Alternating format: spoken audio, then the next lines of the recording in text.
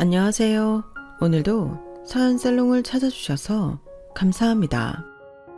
저는 결혼한 지 3년 차가 된 30대 중반 여자입니다. 결혼한 지도 오래되지 않았고 나이가 젊은 편에 속하다 보니 저를 처음 만난 사람들은 저의 속사정을 알면 깜짝 놀라고는 하는데요.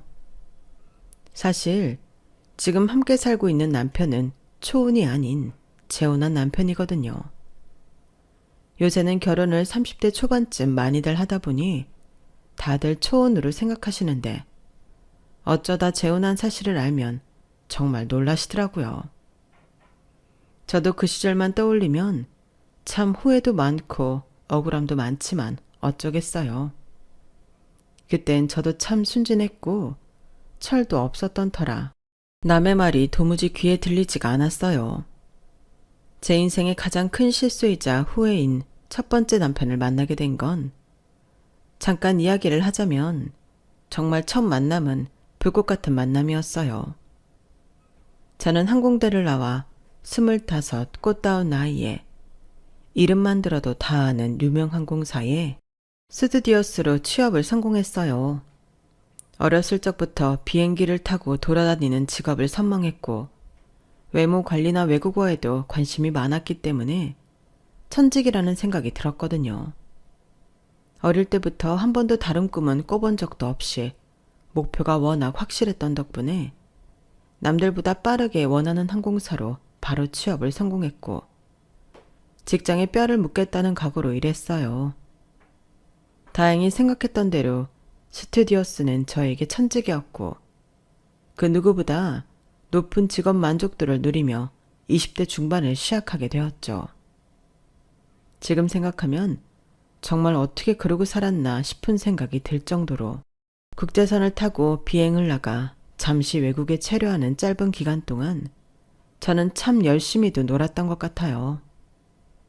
장시간 비행을 하고 나면 발은 물론이고 온몸이 쑤시고 피로감이 심했지만 이렇게 일하면서 해외에 나와 있을 수 있다는 게 너무 설렜고 제가 꿈꿔왔던 일인지라 이 짧은 시간 동안 숙소에서 쉬고만 있기에는 너무 아깝더라고요.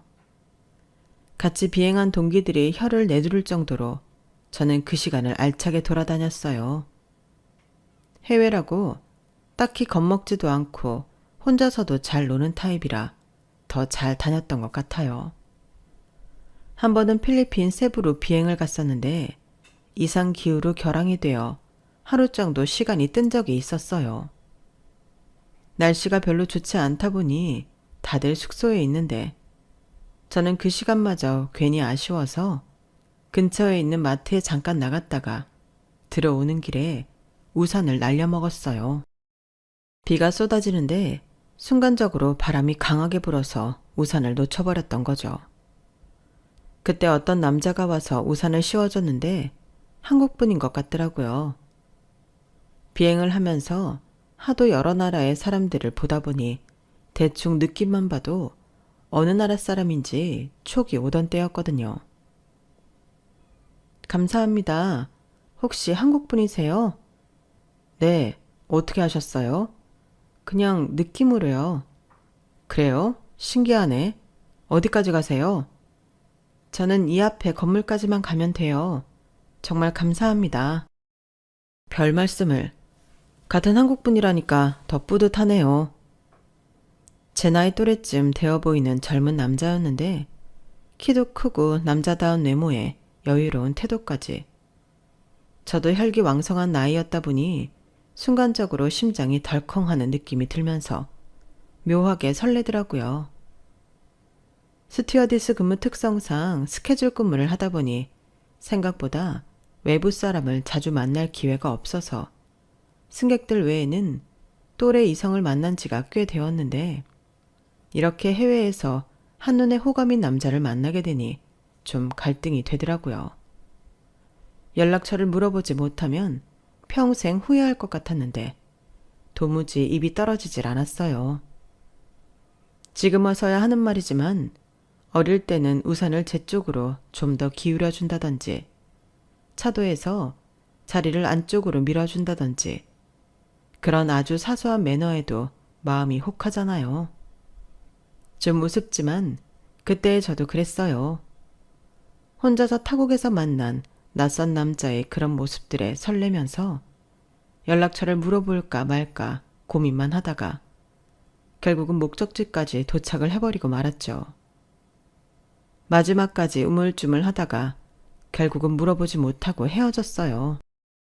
바보같이 감사하다는 말만 반복하고 끝이 나버렸죠.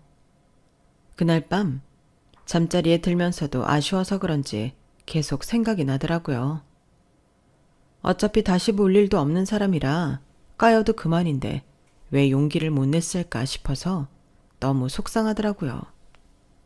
그래도 이미 끝난 일이니 잊자 싶어서 얼른 자버렸는데 다음날 기가 막힌 우연이 일어났어요. 한국으로 돌아가는 항공편 비행을 하는데 그 남자가 승객으로 탔더라고요. 그분도 저를 알아봤는지 약간 놀란 얼굴로 눈인사를 하더라고요. 저도 너무 놀라서 잔뜩 얼어붙은 채로 인사를 어영부영 주고받았는데 그분이 하필 또 제가 담당하고 있는 좌석에 앉아 계시더라고요. 이번이 정말 마지막 기회구나 싶어서 괜히 긴장이 되고 떨리는 와중에 그래도 일하는 중인데 이런 걸 해도 되는 건가 싶어 차마 발걸음이 안 떨어졌어요. 다른 승객분들의 눈이 신경 쓰이기도 했고요. 이렇게 좋은 기회가 왔음에도 상황이 따라주지 않는 기분이 들어 이 사람과 내가 인연은 아닌가 보다 하고 넘기려고 마음먹고 있던 중 기내식을 배급하는 시간이 다가왔어요.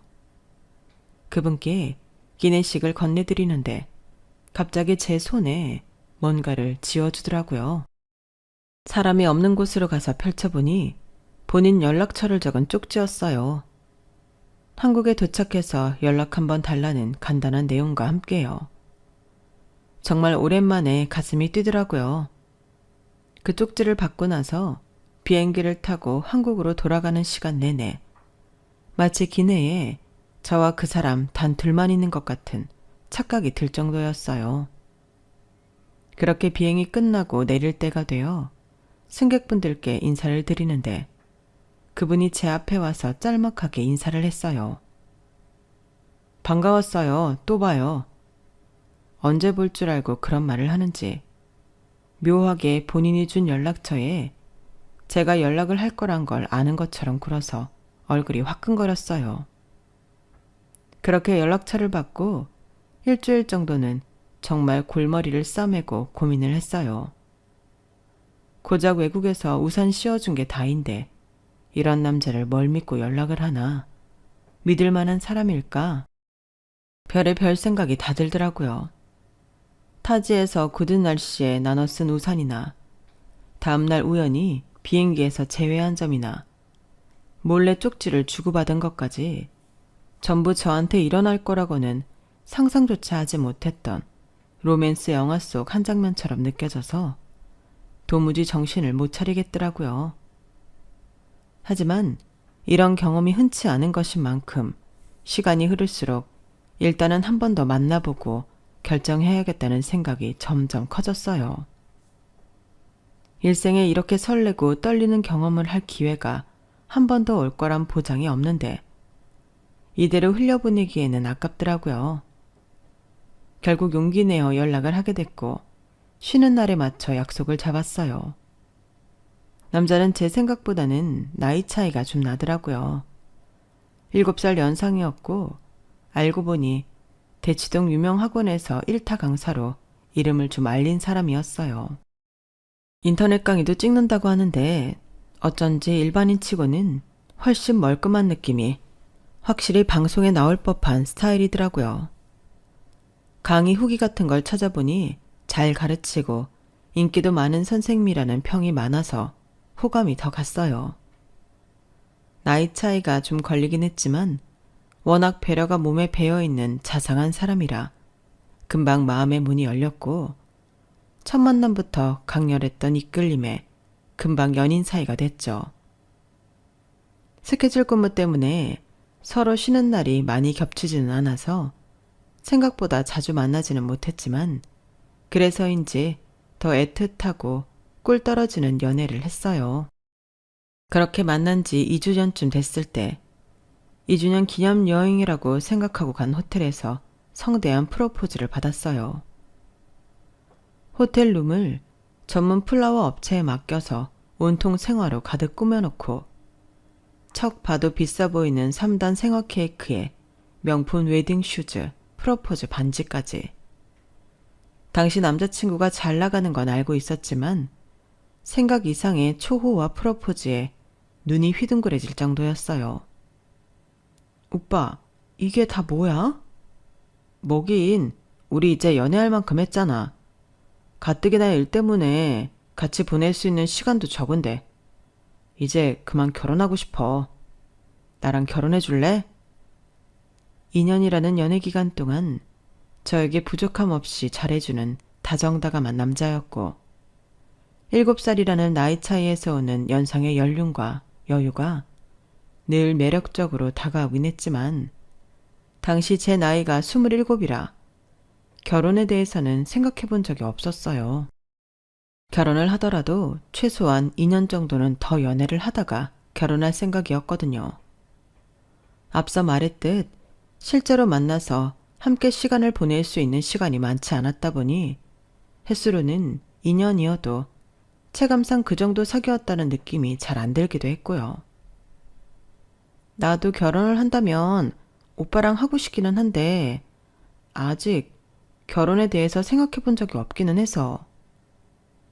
어차피 나랑 할 생각이면 하루라도 빨리 해서 같이 사는 게 낫지 않아? 우리 맨날 떨어져 있는데 살림이라도 합치면 좀 더 보는 시간이 생길 거 아냐. 매번 밖에서 만나는 것도 힘들고.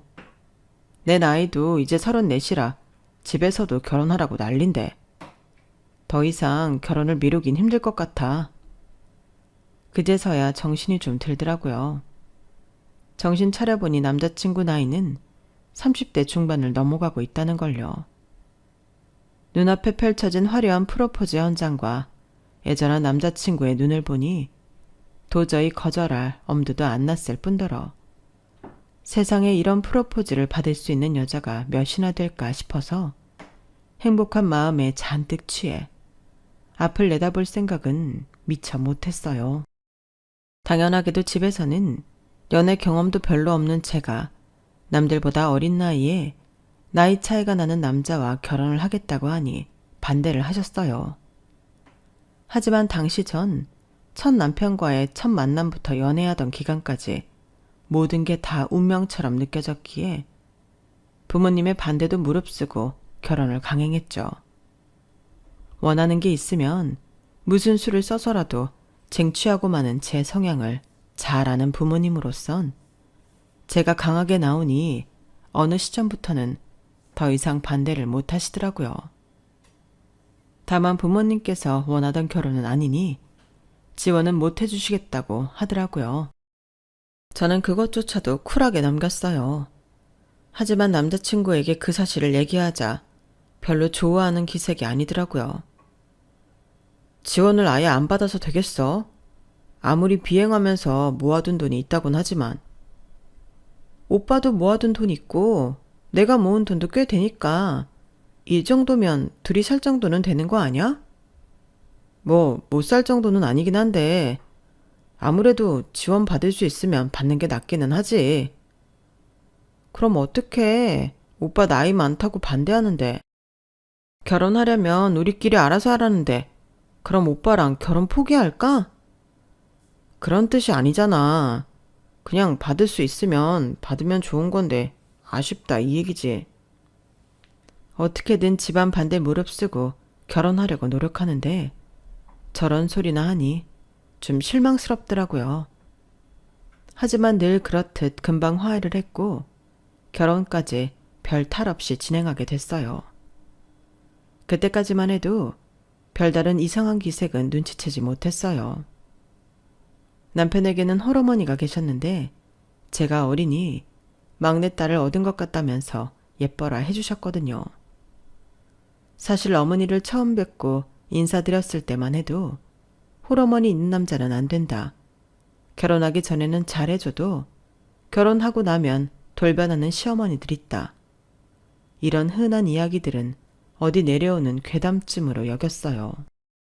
실제로 제가 만나본 어머님은 전혀 안 그러셨고, 제가 생각해도 나이가 훨씬 어린 스스로가 아깝다는 생각이 들었으니 시어머니께서도 당연히 그렇게 생각하고 절 대해 주실 줄 알았거든요.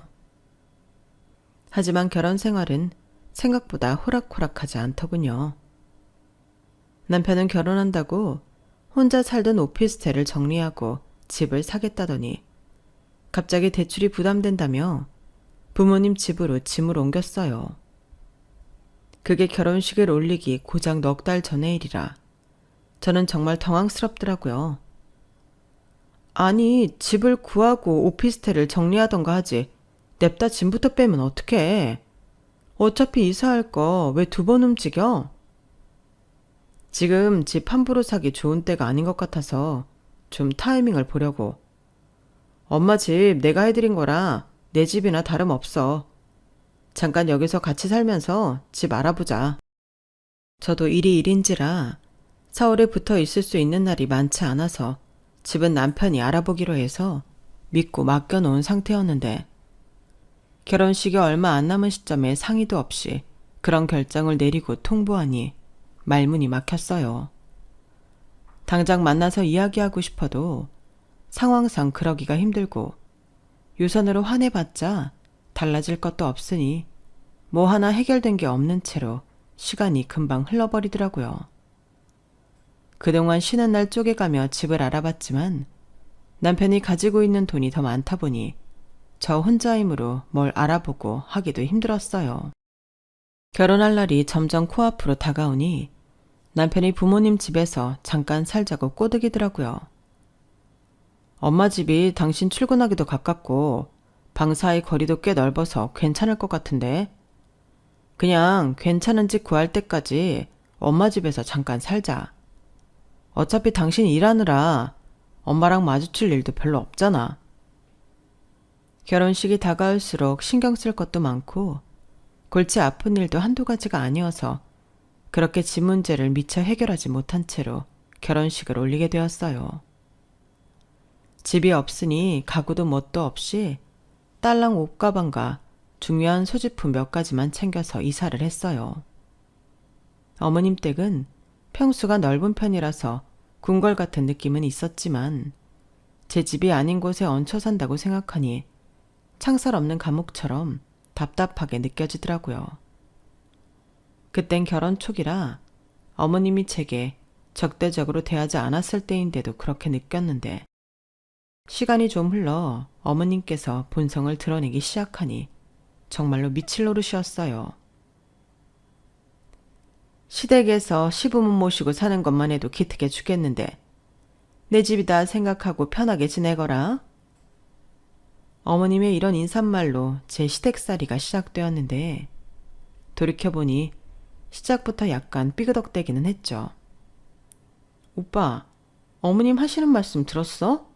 시부모를 모시고 산다니. 설마 오빠 내가 어머님 모시고 살 거라고 그렇게 얘기한 건 아니지? 우리 얼마 안 살다 집 구해서 나가는 거지? 당연하지. 엄마는 그냥 당분간 같이 살아야 하니까 편하게 있으라고 괜히 말 덧붙이신 거지. 결혼했는데 어떻게 부모랑 평생 같이 살아? 순진했던 저는 바보같이 그 말을 철석같이 믿었어요. 까다로운 엄마의 비위를 맞추기 힘들다며 경제적으로 독립을 하자마자 집을 나와 따로 살았다던 남편의 얘기를 연애 기간 내내 귀에 딱지가 않도록 듣고 살았기 때문에 본인이 불편해서라도 어머님과 같이 사는 건 기간이 길어질 거라고는 생각도 못했어요. 하지만 결혼하고 서너 달이 지나도록 집을 알아보기로 한 남편이 움직이지 않는 것 같다는 느낌이 들었어요.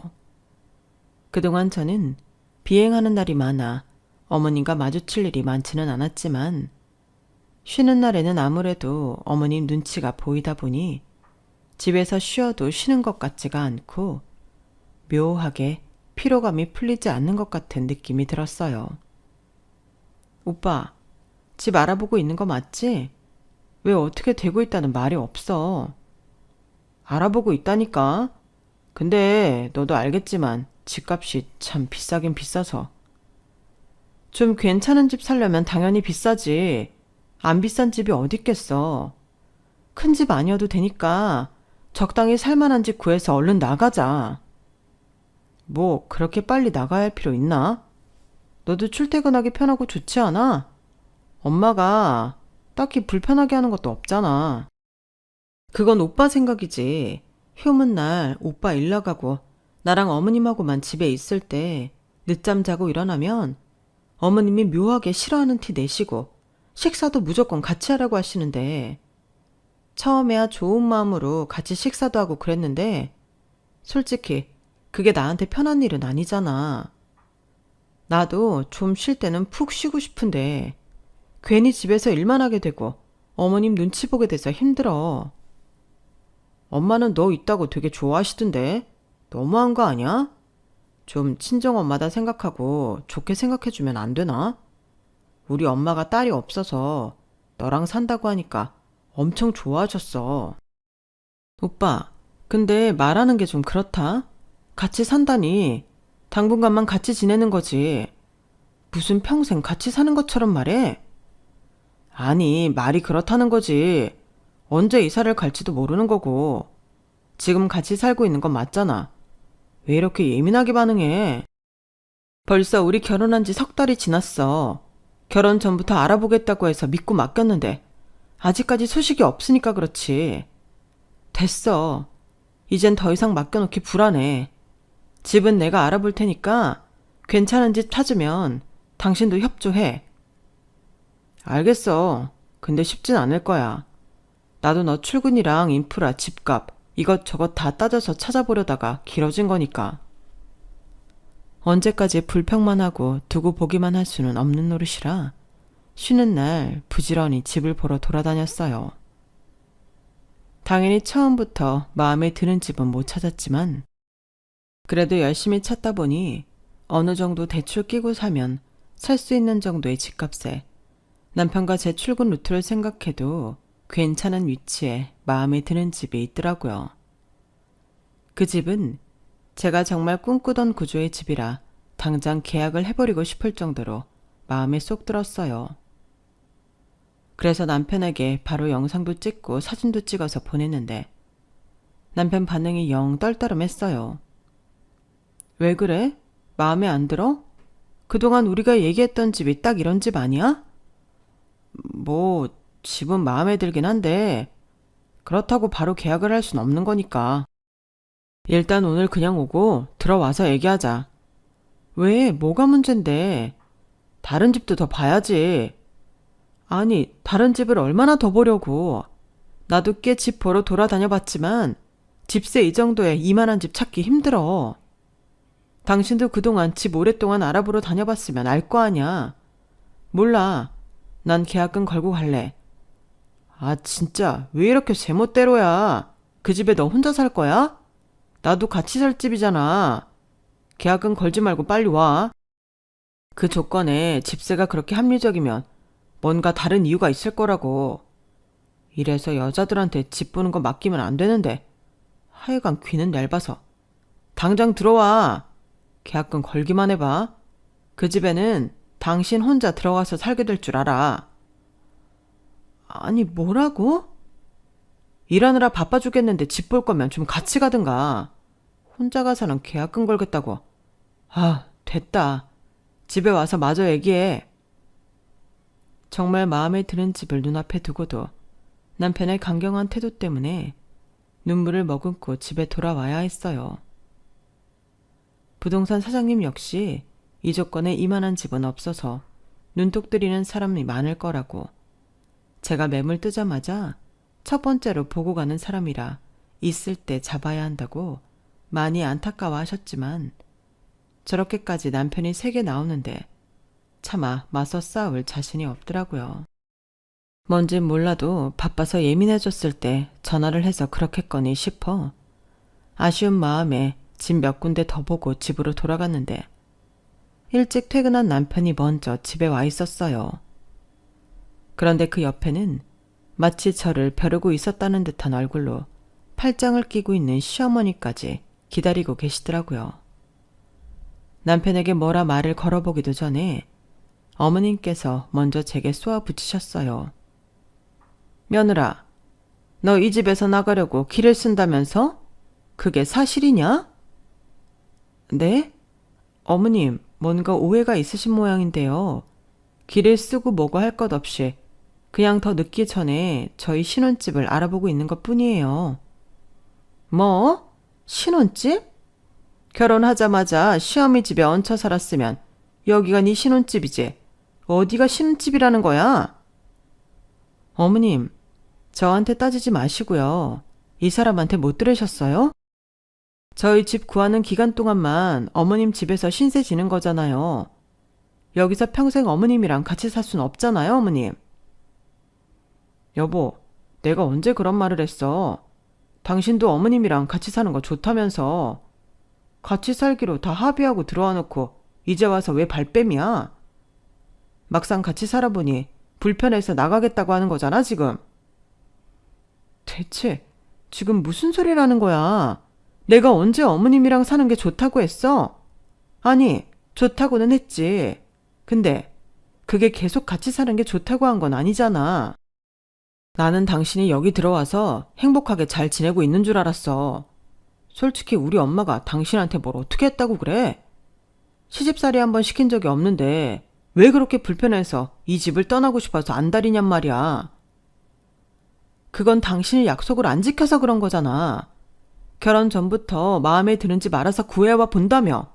근데 결혼한 지 벌써 몇 개월이 지났는데 아직도 마음에 드는 집이 없대?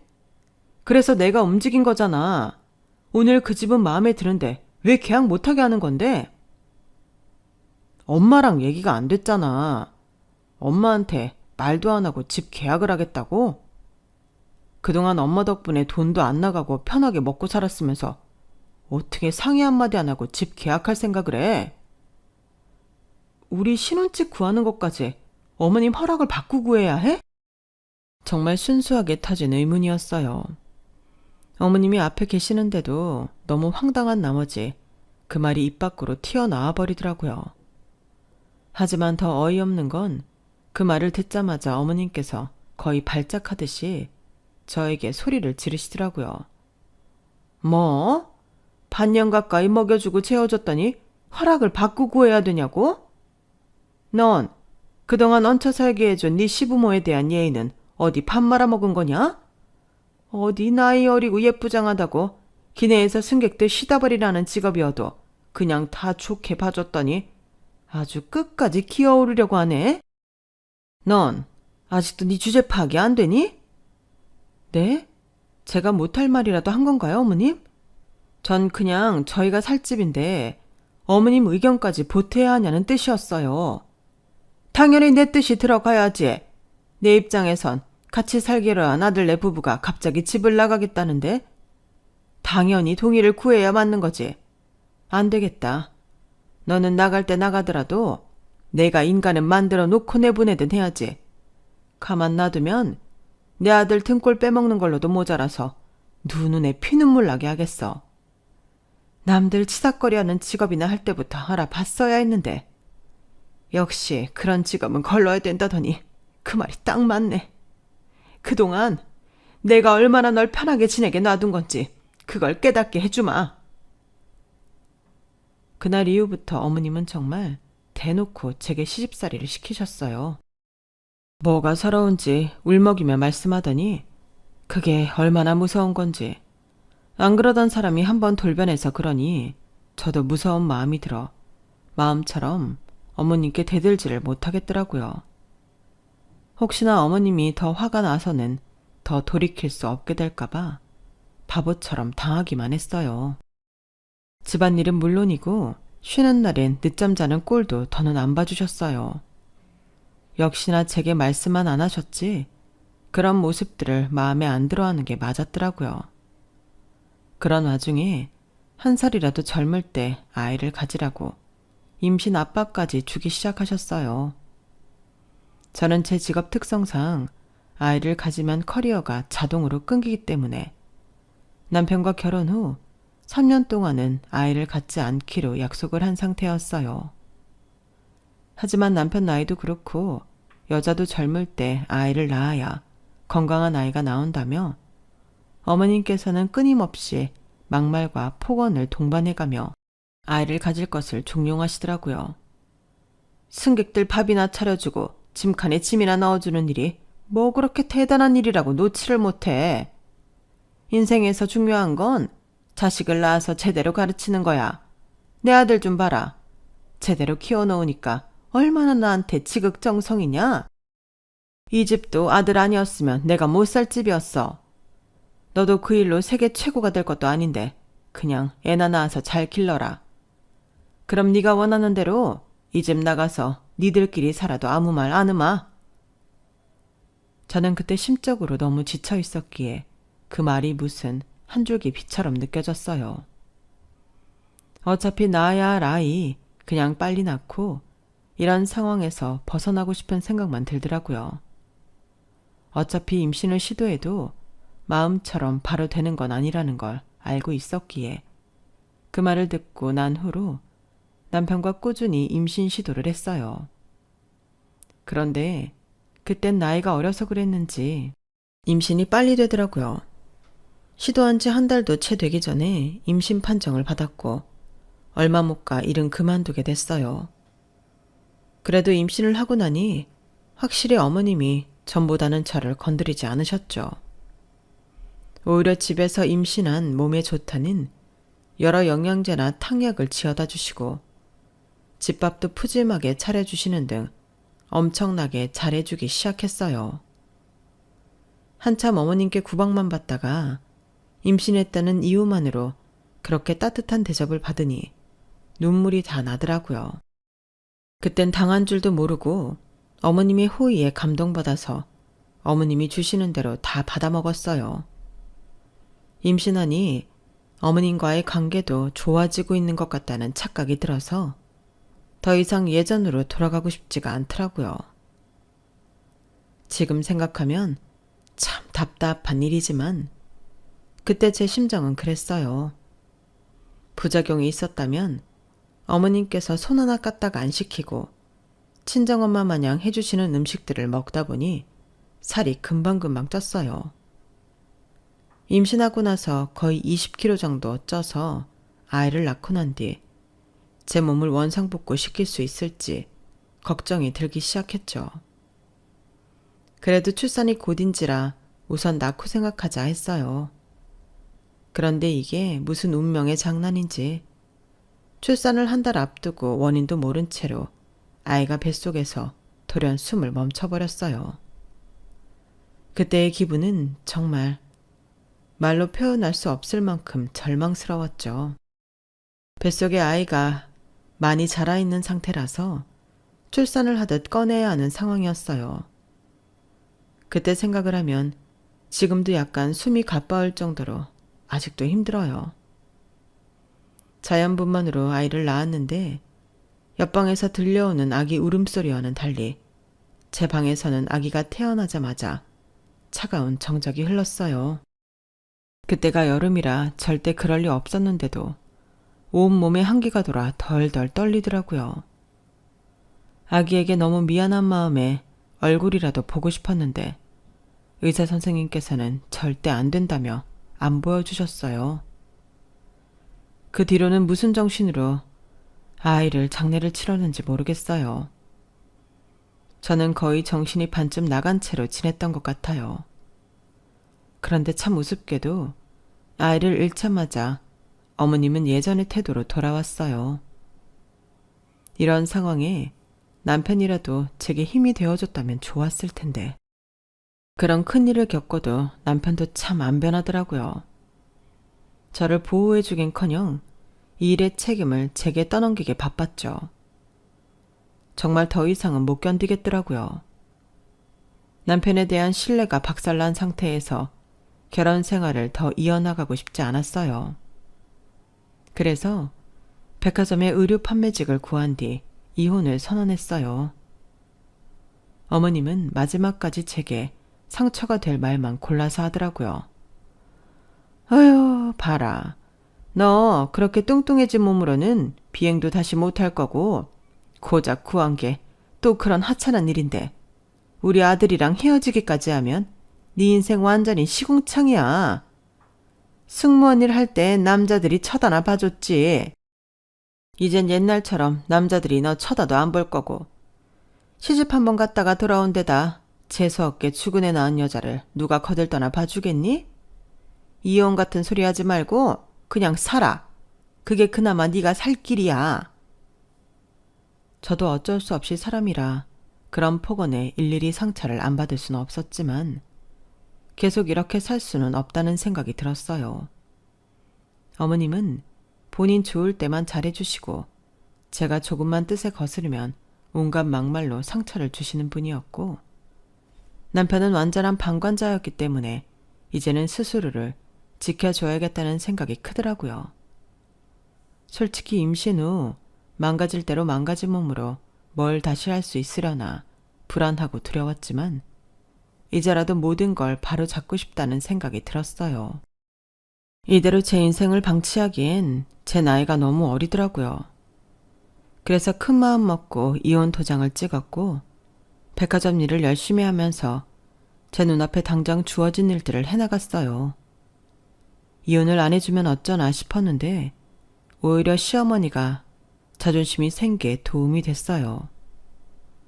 어머님께서는 이혼하고 네가 과연 잘 살 수 있나 두고 보자는 악담으로 마지막 인사를 고했고 남편은 몸이 불어날 대로 불어난 제 몸을 보면서 혀를 찢찢 차며 이래서 새 출발을 할 수 있겠냐며 비아냥거리는 걸 마지막으로 다시는 보지 못했죠.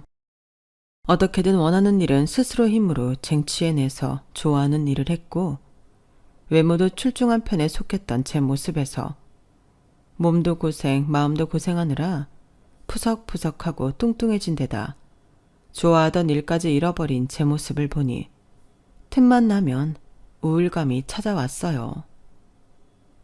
하지만 이럴수록 마음을 더 독하게 먹어야 한다는 걸 알기에 1년을 목표로 잡고 우선 살부터 빼보기로 했어요. 몸이 무거우니 일할 때 체력적으로 힘들고 판매직이라 어느 정도 사람들의 호감을 사는 일도 중요한데 마음처럼 잘 안 되더라고요. 백화점 일이 주로 서서 하는 일이다 보니 먹는 것만 좀 조절하니 살이 그래도 생각보단 쉽게 빠졌어요. 그래도 찌워놓은 게 워낙 많다 보니 시간은 오래 걸렸지만 정확히 1년 동안 저는 제가 찌워놓은 살의 절반 이상은 복구를 시켜놨어요. 그 전에 워낙 말랐던 몸이라 거기까진 도저히 못 가겠더라고요. 그래도 정상 체중에 입성하니 살 것 같았어요. 확실히 살을 빼니 인상도 멀끔해져서 그런지 매출 실적도 올랐고 나름대로 인정도 받으면서 조금씩 자존감을 회복해 나갔어요. 그렇게 2년쯤 지난 어느 날 매장에 젊은 남자 손님 혼자 찾아왔어요. 이것저것 옷을 추천해 달라기에 그분 이미지에 맞을 법한 옷으로 몇 벌 추천을 해드렸는데 자꾸 제 얼굴을 빤히 보더라고요. 왜 그러나 싶어 저도 문득 손님 얼굴을 빤히 봤는데 어디선가 본 듯한 얼굴인 거예요. 얼굴이 좀 많이 성숙해져서 한 번에 알아보지 못했지만 자세히 보니 누군지 알겠더라고요. 고등학교 때 사귀었던 제 첫사랑이었어요. 너 혹시 성민이니? 맞아. 너 맞구나. 매장 지나가다 우연히 봤는데 아무리 봐도 너 같아서. 세상에, 이렇게도 만나는구나. 잘 지냈어? 얼굴 좋아 보이네. 어떻게 살아? 나는 최근에 부기장 됐어. 와, 정말 멋지다. 너는 어떻게 지내? 나는 보시다시피 이런 일 하면서 지내지 뭐. 마지막으로 네 소식 들은 게 모 항공 승무원으로 취직됐다는 얘기였는데 그 일은 그만둔 거야? 어릴 때부터 승무원 되는 게 꿈이었잖아. 아, 그랬지. 그게 좀 사정이 있었어. 나 너랑 연락하고 싶어서 꽤 오래 알아봤었는데 너랑 연락하는 사람이 별로 없더라고. 이렇게라도 보니까 좋다. 오래 걸렸지만 연락처 좀 줄래? 그래. 연락하고 지내자. 하도 어렸을 때 만난 사이라 그런지 전 남자친구 같은 느낌이라기보단 잃어버렸던 오랜 친구를 다시 만난 느낌에 반가움이 크더라고요. 헤어질 때도 나쁘게 헤어진 게 아니라 서로의 입시를 위해 헤어졌던 거라 크게 나쁜 감정은 없는 상태였어요. 그렇게 연락처를 주고받은 후 꽤 자주 연락을 했어요. 그러다 보니 서로 심심하거나 외로울 때 언제든 통화할 수 있는 사이가 되었고 자연스럽게 다시 만나는 사이처럼 되어버렸죠. 그런데 그런 기간이 길어질수록 마음속에는 불안감만 싹 텄어요. 제가 한번 결혼했던 사실이나 유산했던 사실을 전혀 모를 텐데 알면 당연히 나를 떠나지 않을까 싶은 생각 때문이었어요. 연애하는 동안 너무 행복하고 그동안 우울하고 힘들었던 시간들이 다 보상받는 느낌이 들어서 도저히 그 얘기를 꺼낼 용기가 들지 않았어요. 아직은 제 자신을 위해 좀 더 이 행복을 누려도 되지 않을까 생각하며 고백을 미루고 또 미루다 마침내 더 이상은 숨길 수 없는 순간이 왔어요. 남자친구가 결혼 얘기를 꺼내던 순간이었어요. 이 사람과의 미래를 꿈꾸면 정말 그 잠깐이라도 이제는 행복하게 살 수 있겠구나 생각이 들었지만 제 과거를 숨기면서까지 제게 행복만 줬던 사람을 불행하게 만들고 싶지는 않더라고요. 그래서 정말 울면서 제 과거를 고백했어요. 울고 싶어서 운 건 아니었는데 말하다 보니 눈물이 나더라고요. 나 밉지. 이런 과거가 있는 사람이면 나라도 싫을 거야. 헤어지고 싶으면 말해줘. 각오하고 고백한 거니까. 무슨 소리야. 그런 게 뭐가 중요해. 실은 나도 너에 비하면 별건 아니지만 결혼할 뻔했던 여자랑 식장 잡고 청첩장까지 다 돌린 상태에서 파혼했었어. 부모님이 적당히 조건 맞춰 선보라고 한 여자였는데 도저히 안 내키더라. 내가 싫어서 엎은 결혼이었는데도 상처가 컸는데 너는 더 힘들었겠다. 고마워 얘기해줘서. 저를 안아주면서 등을 토닥여주는데 정말 다행이다 싶어서 오히려 눈물이 더 났어요. 그래도 아이를 낳은 거나 다름없는데 정말 괜찮아? 그땐 그게 최선이었을 거잖아. 생각하면 기분 안 좋아질 텐데 그만 생각해도 돼. 난 정말 괜찮아. 오히려 그 사람이랑 헤어져서 다행이란 생각하고 있는데 그거 모르지? 나 기장 되려고 공부한 것도 다 너 때문이야. 네가 승무원이 너무 되고 싶어 하니까 나도 너랑 같은 곳에서 일하고 싶어서 나 공부 진짜 열심히 했어. 그 말을 들으니 더 눈물이 났어요. 정말 고마웠고 이게 무슨 복일까 싶더라고요. 저는 그렇게 두 번째 결혼을 하게 됐고 남편 의견에 따라 백화점 일은 관뒀어요. 그동안 고생 많았으니 당분간 편하게 쉬라고 하더라고요. 일은 얼마든지 하고 싶어지면 다시 준비해서 해보자고 용기도 줬어요.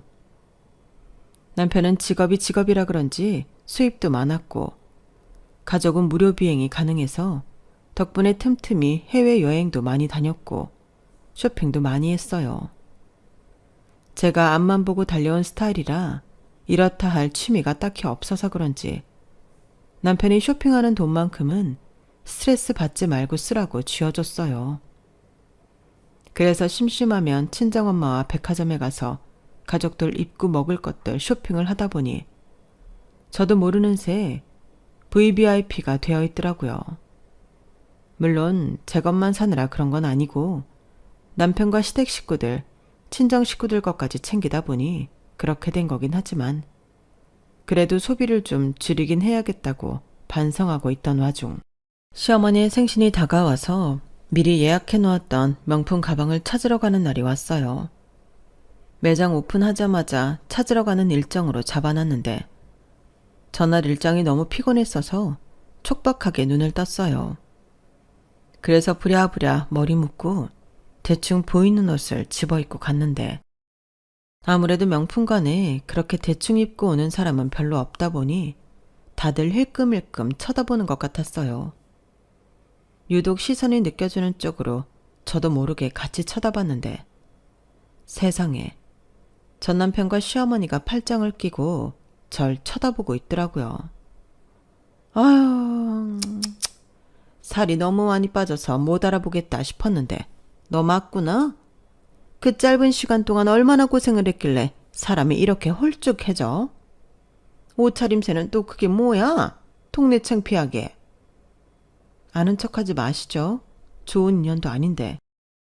예, 너 어떻게 사는가 궁금했는데 이러고 사는 모습 보니까 안쓰러워서 그러지. 하긴 몸 버리고 마음 다치고 잘난 남편도 잃고 일자리도 잃었는데 제정신으로 살기가 힘들었겠지. 그래도 그렇지. 근데 당신이 여기 웬일이야? 여기 명품관인데 잘못 들어온 거지? 예, 딱 보면 모르겠니? 어떤 여자가 명품관에 저러고 와. 백화점에 일자리라도 구하러 왔나 보지. 근데 너 아무리 일자리 구하러 온 거여도 명품관 직원은 아무나 뽑는 줄 알아? 적어도 너 승무원 면접 봤을 때처럼 깔끔하게 차려입고 와야 할 거 아니야. 누가 너 뽑아주겠니? 참, 어머님이나 당신이나 변한 건 하나도 없네요. 겉모습만 보고 사람 판단하고 아무것도 모르면서 비난부터 하는 천박함이. 정말 그때 이혼 안 했다면 어떻게 됐을지 아찔해요. 뭐? 천박? 말 다 했어? 거지같이 사는 주제에 입만 살아가지고. 아직도 네 주제를 모르겠어? 넌 여기 잘못 들어온 거고 우린 여기 쇼핑하러 온 거야. 나갈 거면 썩 나가. 너처럼 추잡한 애 꼴도 보기 싫으니까. 웃기지 마세요. 저도 쇼핑하러 온 건데요. 백 예약한 거 있어서 찾으러 온 거예요. 기분 더럽게 하지 말고 각자 볼일 보시죠. 뭐? 백? 명품 백? 네가 그럴 돈이 어디 있어서? 기장 남편 만나서 재혼했거든요. 뭐 잘나신 늙은 아드님은 재혼하셨으려나? 어떻게 살든 저랑은 상관없지만요. 말도 안 돼. 기장 남편이 널 왜 만나? 이젠 거짓말을 달고 사네? 못 믿겠음 따라와 보시든가요. 제가 도발을 했더니 시어머니가 순순히 걸려 저를 쫓아오시더라고요. 전 남편이 말리는 소리가 들림에도 시어머니는 뿌리치고 절 악착같이 따라왔어요. 전 보란듯이 주문해놨던 명품백을 찾아오는 모습을 보여줬고 전 시어머니는 말문이 턱 막힌 듯 했어요. 봤죠? 거짓말 아닌 거. 이제 좀 가세요. 저 잘 살고 있으니까 신경 끄시고요. 기장 남편이란 사람 너한테 속고 있는 거지. 아님 뭐 나이 많은 놈한테 시집갔나? 나이 많은 놈은 아줌마 아드님이고요. 제 남편은 동갑내기예요. 이제 좀 가주실래요? 전 벙찐 시어머니를 두고 VVIP 라운지로 들어왔어요. 통쾌하긴 해도 그냥 전시댁을 봤다는 것만으로도 불쾌해서 마음 좀 추스리고 가야겠다 싶더라고요. 라운지에 가서 커피 한 잔 시켜서 마시고 있는데 또 시어머니가 보이더라고요. 설마 여기까지 쫓아온 건가 싶어서 일하는 직원분을 불러다 시어머니를 가리켰어요. 아니, VVIP 아닌 외부인이 여기 들어와도 되는 거예요? 저 사람 좀 내보내주세요. 저 따라 들어온 사람이에요. 네? 저분은 오늘 면접 보기로 하셨던 분이신데. 뭐 때문에 그러세요, 고객님? 뭐라고요? 저 사람 여기서 일해요? 아, 저 많이 불편한데. 꼭 여기서 일 시켜야겠어요. 잠시만요. 그럼 제가 가서 말씀드릴게요. 직원분이 책임자에게 가서 뭐라고 속닥거리더니 시어머니에게 나가달라는 제스처를 취하더군요. 그때 딱 시어머니와 눈이 마주쳤어요. 시어머니는 편한 옷차림으로 라운지에 앉아 커피를 마시는 저를 보고 실시간으로 혈압 오르는 모습이 보이더라고요. 아니, 제가 왜 나가요? 저 오늘 여기 면접 보러 온 건데. 그러니까요. 저희 고객님께서 불편해 하시는 분이라고 여기서 일 안 하셨으면 좋겠다고 해서 면접은 취소해야 할 것 같습니다. 백화점은 고객님들께 서비스를 제공하는 곳인데 그 중에서도 VVIP 분께서 저렇게 불편해 하시니 어쩔 수가 없을 것 같네요. 아줌마, 저보고 여기 일자리 구하러 왔냐더니 막상 일 구하러 온 건 아줌마네요?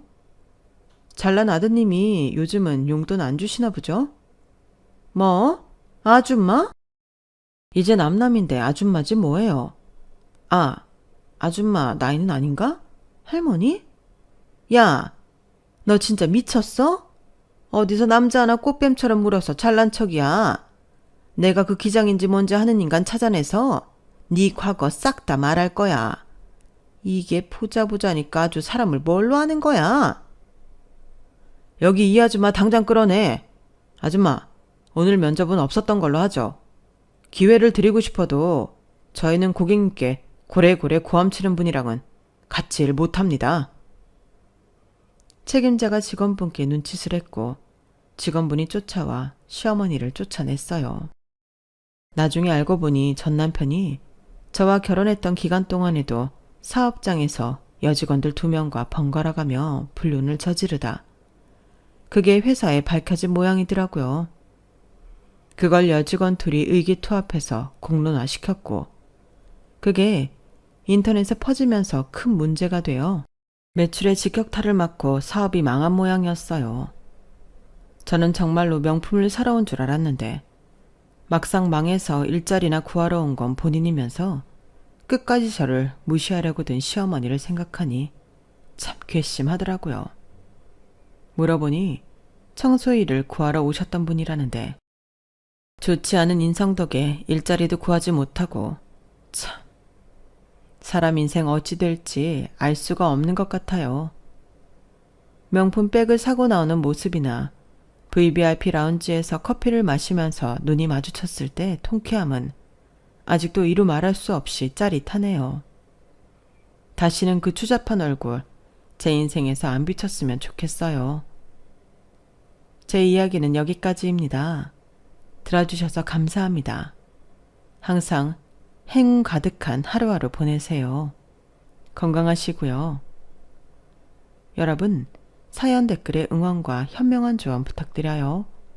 좋아요와 구독은 저에게 큰 힘이 됩니다. 오늘도 좋은 일 가득하세요.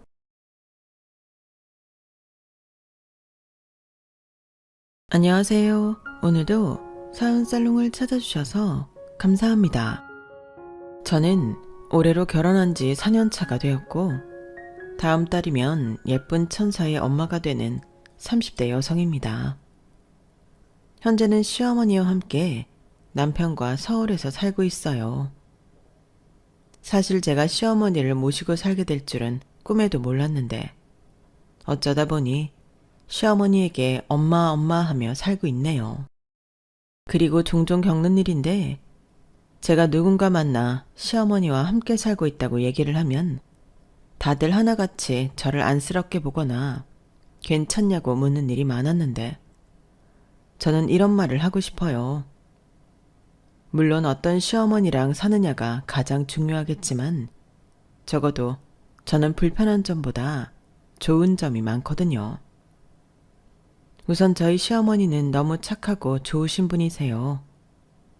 그래서 늘 제가 괜찮다고 해도 아침 일찍 일어나 맛있는 밥도 해주시고 저 힘들다고 청소도 다 해주시는 등 늘 저희 부부를 살뜰하게 챙겨주시는데요.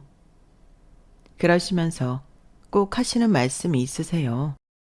나는 평생 가만히 있어 본 적이 없어서 뭐라도 하고 있어야 내 마음이 편해. 그리고 내 새끼들 입는 옷 빨고 먹는 음식 하는데 뭐가 힘드니? 나는 내가 이런 걸 할 수 있어서 너무 좋다. 라고 하시는데 그만큼 저희 시어머니는 진심으로 저희 부부를 사랑하고 챙겨주십니다. 그리고 저와 남편 역시 그런 시어머니가 있어 너무 감사하기만 한데요. 특히 출산을 앞두고 있는 저에게 시어머니는 친정엄마 이상이에요. 제가 친정엄마가 안 계시거든요. 거기에 친정아빠도 수시로 배를 타시는 분이라 어릴 때부터 제 곁을 지켜주시지 못했는데, 그래서 저는 고모 손에 자랐어요. 솔직히 그 시간이 좋았던 건 아니었는데 어린 마음에도 저는 그 식구들 속에 섞이지 못했죠. 고모의 딸과 아들인 언니 오빠가 저를 늘 괴롭히고 섞이지 못하게 했거든요. 게다가 고모랑 고모부가 외출 때문에 저녁을 우리끼리 해결해야 할 때면 치킨이나 피자를 시키고 그걸 방에 들어가 문을 잠그고 둘이 먹었는데 어린 마음에 그게 서러웠어요. 맛있는 냄새가 나는데 나는 못 먹으니까 그게 그렇게 슬프더라고요.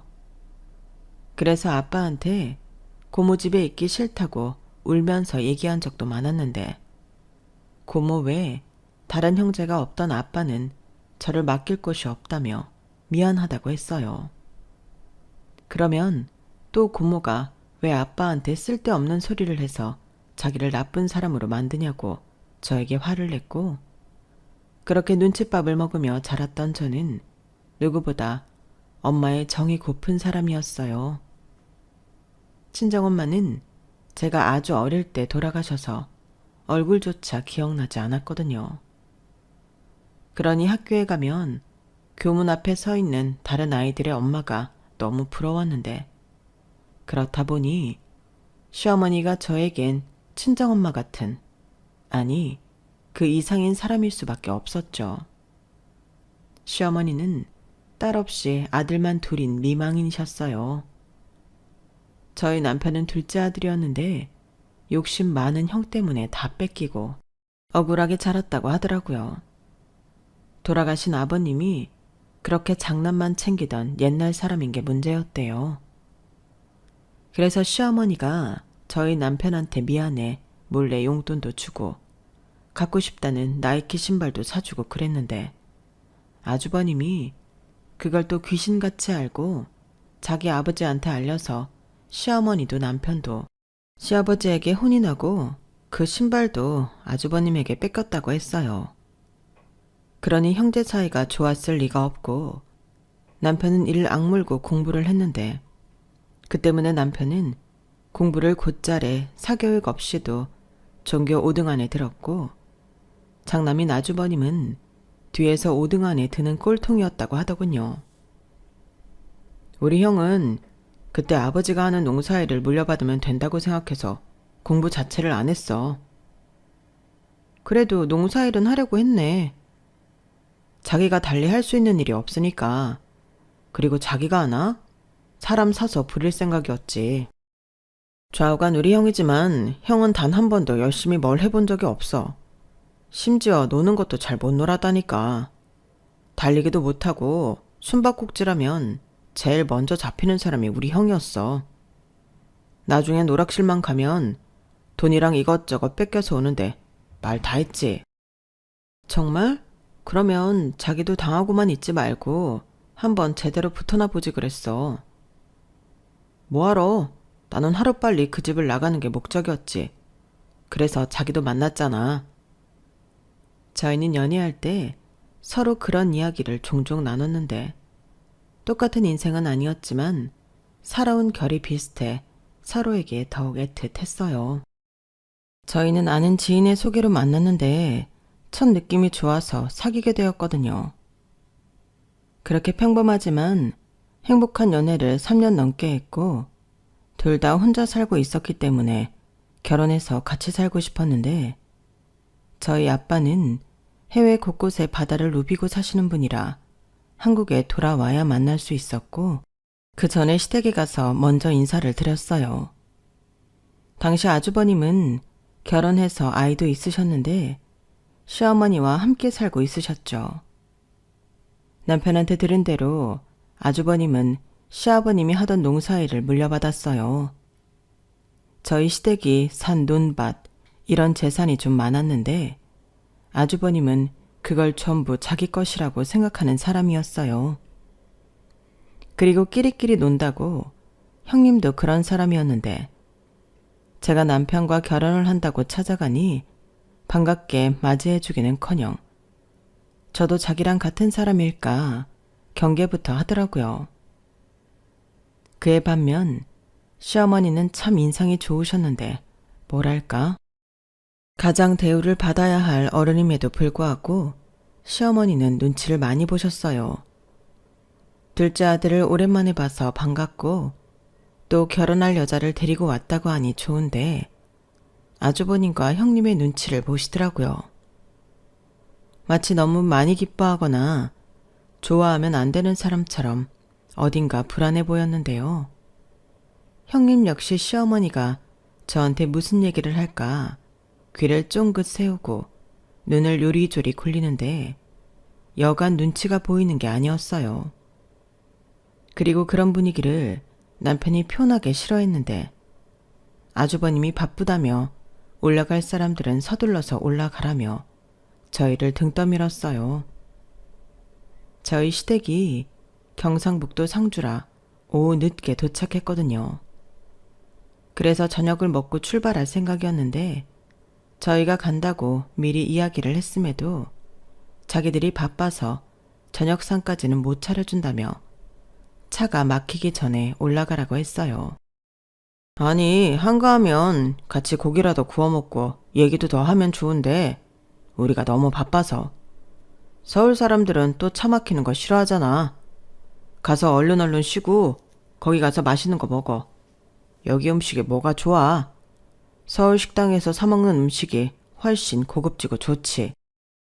그래요. 우리가 원래 경우가 없는 사람들이 아닌데 어차피 오늘만 날도 아니고 오늘은 인사 온 거니까 인사했으면 됐지. 우리 어머니도 간만에 막내 아들 보고 예비 며느리 봐서 좋았죠? 그래. 그래도 먼 길 왔는데 바로 가라고 하냐?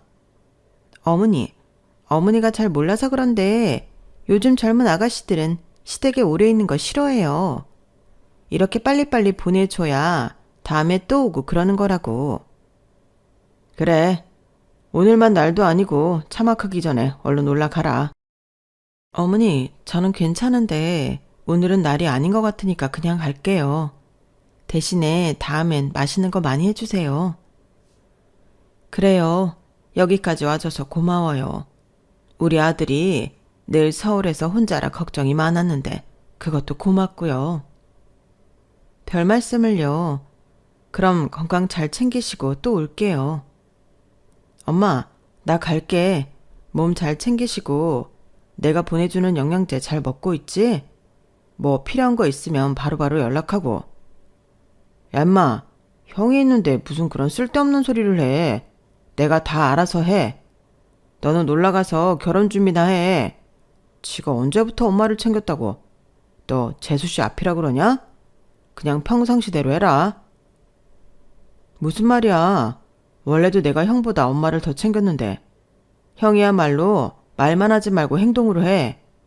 엄마 지난번에 땡볕에서 쓰러지셨는데 형 거기 없었다며? 야, 그땐 나도 볼 일이 있었어. 아니, 그때 엄마가 쓰러질 줄 내가 알았냐? 도련님, 그런 얘기를 뭐하러 해요? 그때 내가 덥다고 어머니한테 가지 말라고 했는데 어머님이 긋고 나가신 거라고요. 그렇죠, 어머니?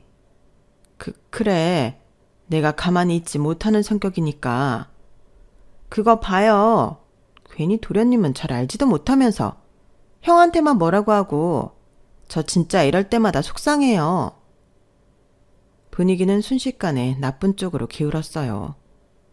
그래서 제가 눈만 좌우로 굴리고 있는데 시어머니가 불안한 듯 안절부절 못하고 계시더라고요.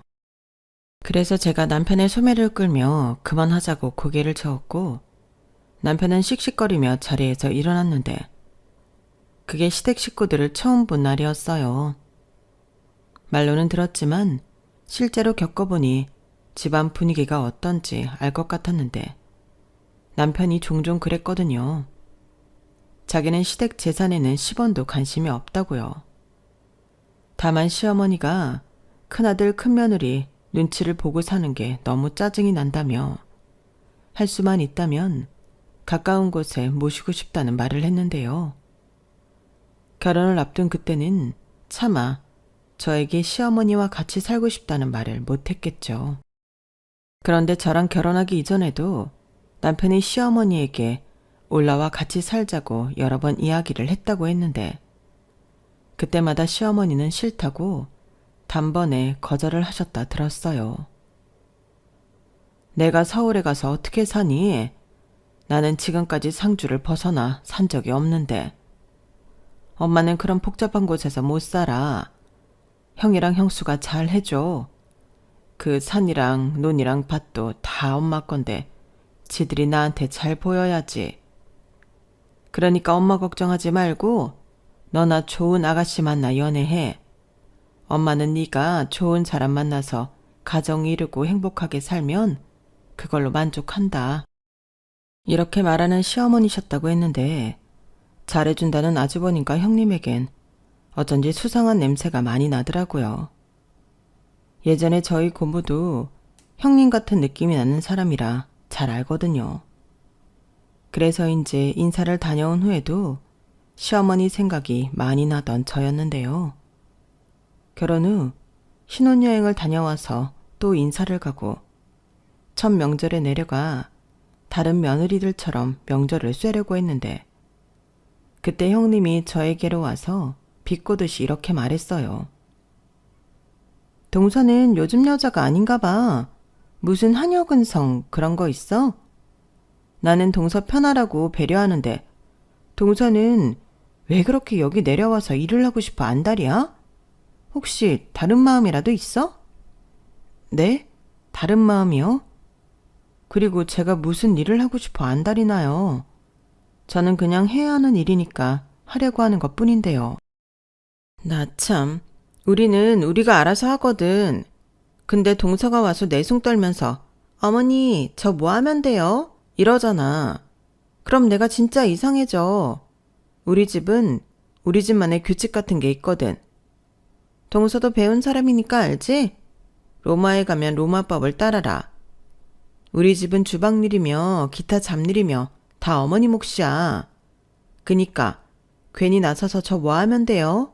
그딴 말 하지 말라고. 왜? 가끔 보니까 시어머니한테 잘 보이고 싶어 그래?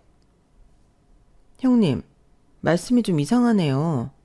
그럼 형님이 이 집에서 어떤 일을 하시는데요? 나는 남편이랑 같이 농사일하지. 그것만 하나? 밭일도 하고 애도 키워.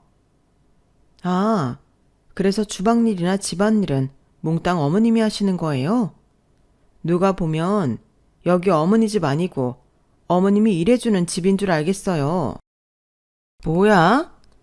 저도 시집 온 지 얼마 되지도 않았는데 오지랖 떨긴 싫거든요. 그냥 저는 제가 하고 싶은 대로 할게요. 제가 형님한테 뭐라고 하지 않았잖아요. 제가 며느리이고 시어머니신데 당연히 잘 보이고 싶죠. 시어머니한테 못 보이고 싶은 며느리가 어딨어요?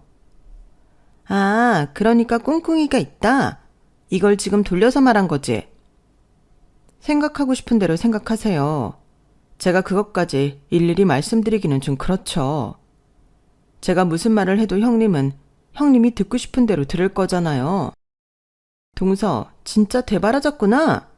끼리끼리 논다고 하더니 도련님이 어쩜 자기 같은 여자를 데려왔지? 어머, 모르셨어요? 저희도 그렇지만 형님이랑 아주버님도 그러세요. 욕심 많고 억지 부리고. 뭐? 너 말 다 했어? 아니요, 다 하진 못했어요. 안 그래도 물어보고 싶었는데 제가 전에 어머님한테 드리고 간 용돈이 왜 형님 방에 있는 거예요? 제가 조금 전에 핸드폰 충전기 찾으러 잠깐 들어갔거든요. 뭐? 남의 방에 멋대로 들어갔다는 거야? 동서, 그렇게 경우 없는 사람이었어? 집에서 가정교육을 어떻게 배운 거야? 죄송해요. 가정교육을 못 받아서요. 그런데 왜 그 봉투가 거기 있냐고요? 왜긴 어머님이 나 주셨으니까 그렇지. 당신은 우리가 주는 용돈으로 충분하다고 나더러 필요할 때 쓰라고 주셨어. 나는 주신 거 받은 것 뿐이야. 뭘 알지도 못하면서? 아, 그래서 아내 편지까지 같이 주셨구나. 아니면 편지가 안에 있는 줄도 모르고 형님한테 줬다고요? 그럼 형님은 왜 제가 드린 편지를 형님이 갖고 계세요? 그야 어머님이 필요 없나 보지. 그래요? 그럼 어디 시어머니한테 여쭤볼까요? 동서, 진짜 왜 그래? 편지 그깟게 뭐? 별 내용도 없드만. 어머, 읽으셨어요? 저한테 형님 방에 왜 들어갔냐고 경우 없다고 그러시더니 형님은 더 경우가 없네요. 남의 편지까지 읽으시고. 형님도 저처럼 가정교육 못 받으셨나 봐요. 뭐야? 동서 진짜 왜 그래? 왜긴요. 형님이 자꾸 선 넘으시니까 그렇죠. 저는요, 형님이랑 딱 선 그어놓고 서로 넘어오지 않았으면 좋겠어요. 저는 가정교육을 못 받아서 누가 저 건드리면 못 참거든요. 그러니까 다음부터는 각자 조심하고 살자고요. 서로 침범하지 말고. 저는 갓 시집 온 새댁이었지만 형님이 하나도 무섭지 않았어요.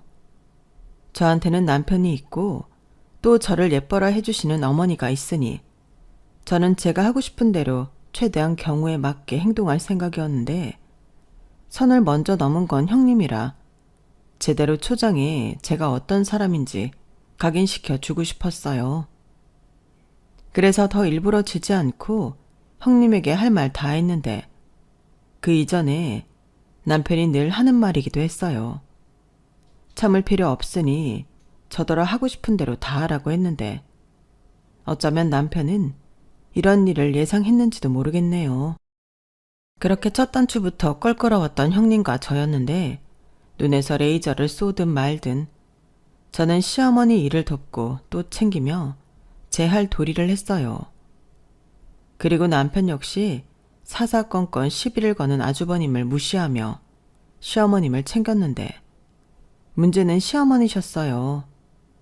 저희가 잘해드리면 잘해드릴수록 그렇게 형님과 아주버님 눈치를 보시더라고요.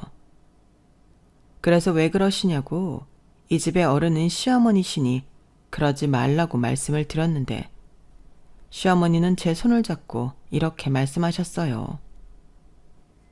걔들이 철이 없어서 그래. 질투하는 거야. 니들이 나한테 잘해주니까. 원래 같이 사는 사람이랑 가끔 보는 사람은 다르지 않니? 아무리 좋은 사람도 같이 살면 싸우고 불편하고 그러는 법인데 걔들은 그런 게 찔려서 그러는 거야. 니들이 볼 땐 내가 눈치 보는 것처럼 보이겠지만 나 역시 걔들을 걱정하는 거지. 같이 사니까. 그러니 너희들도 형이랑 형수 나쁘게 생각하지 말아라. 나빴으면 엄마랑 그렇게 안 살아. 그래도 형님이랑 아주버님 보면 화가 나요. 명절에도 저희가 오는 게 싫대요. 그게 가족이 할 소리예요? 그래. 엄마는 늘 형 눈치를 보고 살잖아. 내가 그걸 몰라? 그러니까 진작에 올라와서 사시라니까. 나는 싫어. 내가 왜 내 집 두고 다른 데 가서 사니? 그리고 할 줄 아는 일도 농사일 말고는 없는 사람이 서울 가서 뭐 해 먹고 사니? 됐다. 나는 지금이 좋아.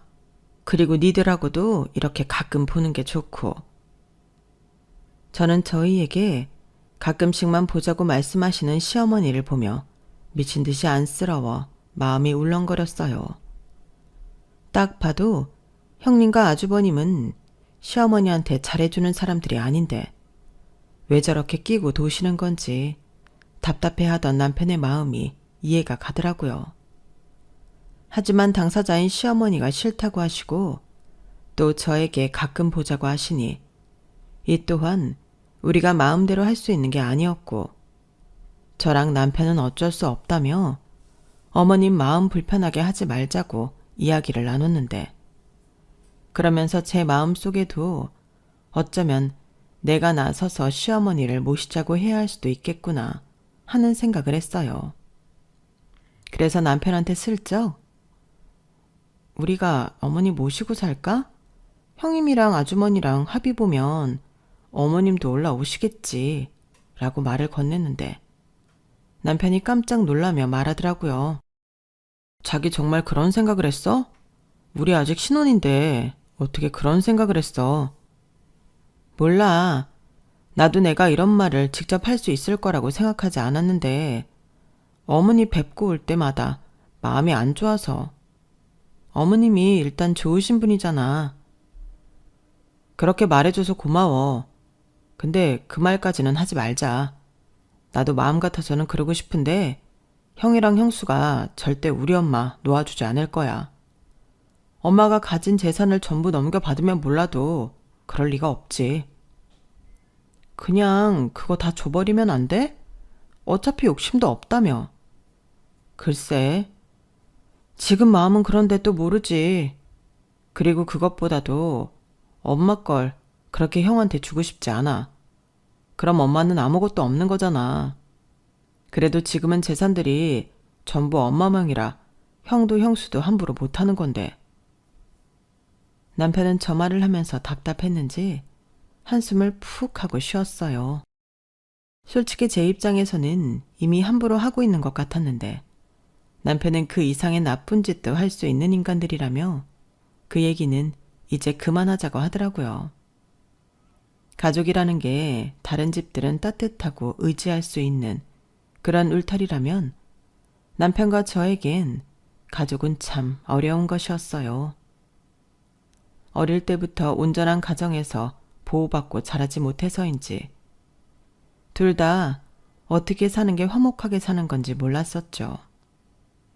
하지만 둘 다 서로를 아끼고 또 측은하게 생각하던 저희는 저희 나름의 마음을 주고받으며 부부로서 노력하며 지냈는데 그렇게 한 2년 사니 주변에서 너무 예쁜 부부라며 저희를 칭찬해 주더라고요.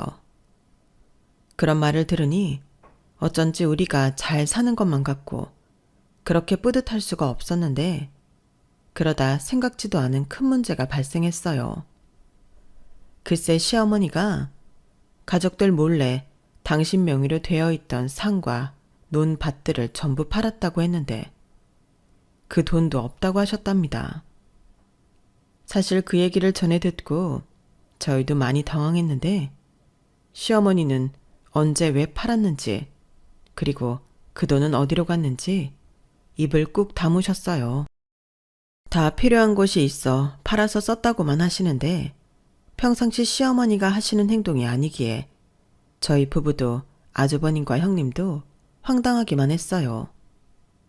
하지만 애당초 그 재산에 관심이 없던 저희 부부는 시어머니가 필요해서 썼다는데 불만이 없었고 그에 반면 그 재산에 잔뜩 눈독을 들이고 있던 아주버님과 형님은 마치 자기 재산이 날아간 듯 집안을 뒤집고 방방 뛰는 등 난동을 피우기 시작했는데 그때도 시어머니는 입을 꾹 다무시고 계셨어요.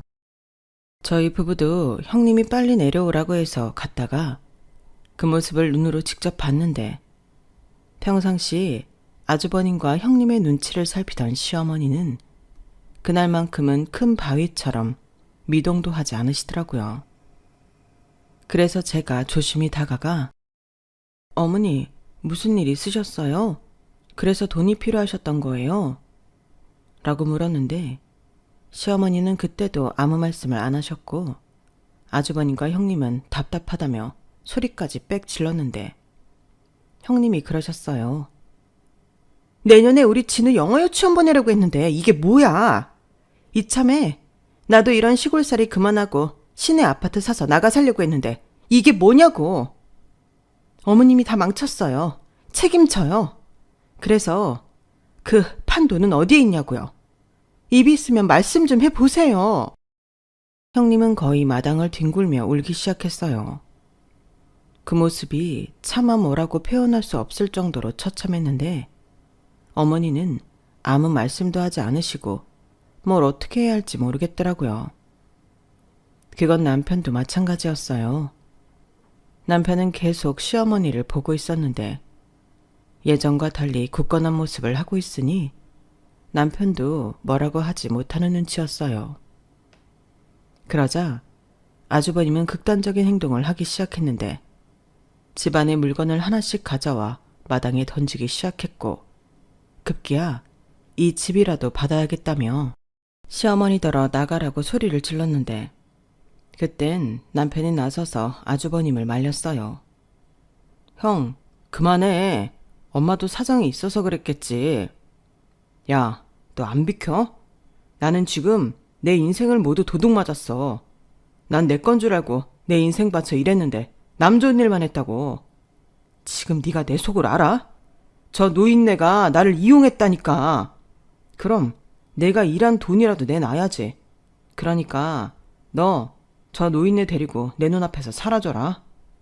전에 재수씨가 엄마 모시고 살고 싶다고 했다며. 여기서 그 말이 왜 나와? 그리고 이렇게 형이 엄마를 내쫓겠다는 거야? 이 집은 엄마 집이야. 나갈 사람은 엄마가 아니라 형이랑 형수고. 어머, 도련님. 지금 똥인지 된장인지 구별 못해요? 저희가 피해자라니까요. 아무리 형이 싫어도 사리 분간을 하셔야죠. 저희가 도련님을 왜 불렀겠어요? 어머니 모시고 가라고요. 싫어요. 엄마가 가겠다고 하면 당연히 그러겠지만 엄마가 가신다고 하는 거 아니면 이딴 식으로 엄마 데리고 갈 생각 저는 없습니다. 저는 애당초 엄마 재산에 관심도 없었고 엄마가 알아서 했을 거라고 생각해요. 그러니 이 일에서 저랑 저희 집사람은 빠질 테니 이 일로 더는 연락하지 마세요. 엄마, 나 갈게. 그리고 엄마가 이 집을 나오고 싶으면 언제든지 연락해. 그때는 진짜 모시러 올 테니까. 엄마 발로 나가고 싶을 때. 내 말 무슨 뜻인지 알지? 그리고 형, 형수, 혹여 우리 엄마한테 허튼 짓 하기만 해요. 그땐 나도 안 참을 거니까. 남편은 그렇게 말하고 저한테 돌아가자고 했어요. 저희가 있으니 형과 형수가 더 그러는 거라며 우리가 얼른 가야 한다고 제 손을 붙잡았는데 저렇게 어머니만 두고 가기가 너무 마음이 안 좋더라고요. 그래도 그 순간에 어머니를 모시고 나오면 아주버님과 형님이 원하는 대로 해주는 것 같아 우선은 남편 뜻에 따르기로 했는데 저희 부부는 올라가는 내내 아무 말도 하지 않았죠. 오로지 무거운 침묵만 차 안 가득 채웠는데 그 후 이틀 만에 형님에게 연락이 왔어요.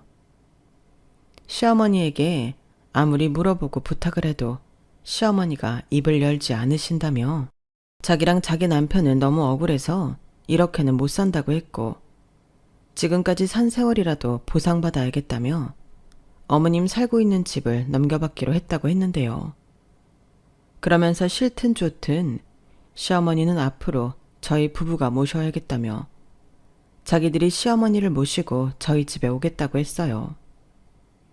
그리고는 거의 버리듯이 시어머니를 저희 집 건물 앞에 세워놓고 가버렸는데요.